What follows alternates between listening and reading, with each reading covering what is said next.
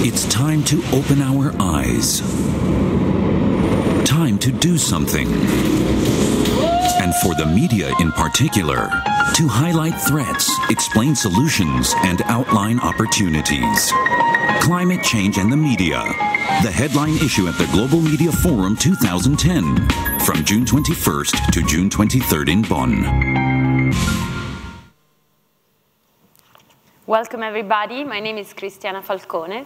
I work for the World Economic Forum, and I thank Deutsche Welle for putting together this conference, and in particular this panel, which is part of a series of sessions that we have been featuring all over the world at different media conferences, thanks to the insight and thought leadership of our member of the Future of Journalism Council. And I have two of these members, one from Deutsche Welle, Guido here, and Wilfred, who are sitting on the front row, so they will be part of this session as well as all of you. We actually actively and warmly encourage you to raise your hand and also interrupt us during the session, because this session is based on a concept that we're testing with all of you, as we did in Almaty, Kazakhstan, and we're going to do in Nigeria.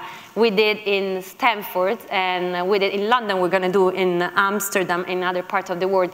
And the idea is that many of you in this room may be journalists. How many of you are journalists in this room?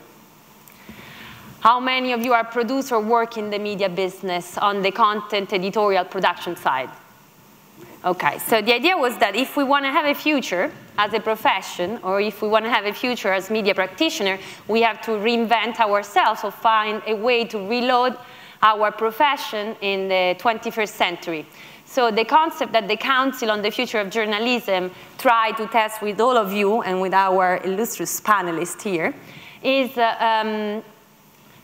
what if it's true that there is still a public service in providing information and content to citizens, viewers, or listeners, or readers? And what if there is a public servant out there who is called journalist, or is called blogger, or is a citizen, whose job is linked to a set of rules and a set of values?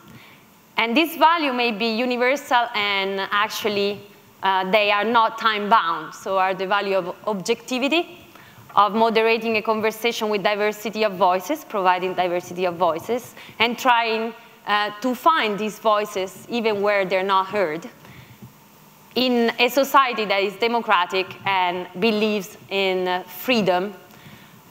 So this is the concept we're testing with you today. And the thesis is that from gatekeepers, those of us, and on the panel actually we have also some young representation, who have been growing in the traditional media business, were always thought they were the gatekeeper, a bit of truth. So we were pushing things, we were filtering things for others.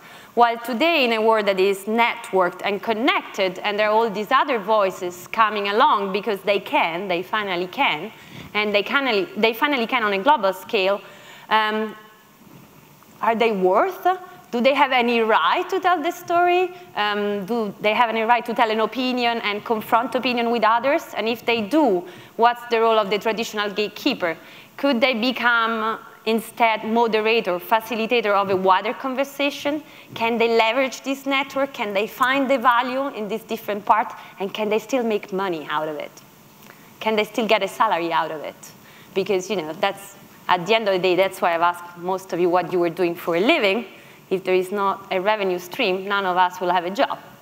So more or less, that's the concept that we're testing. One, if we can transform ourselves from gatekeeper to moderator or curator of a conversation, leveraging the power of a network of resources, traditional, new, digital, orthodox, unorthodox, and two, whether there is a living to be made out of that.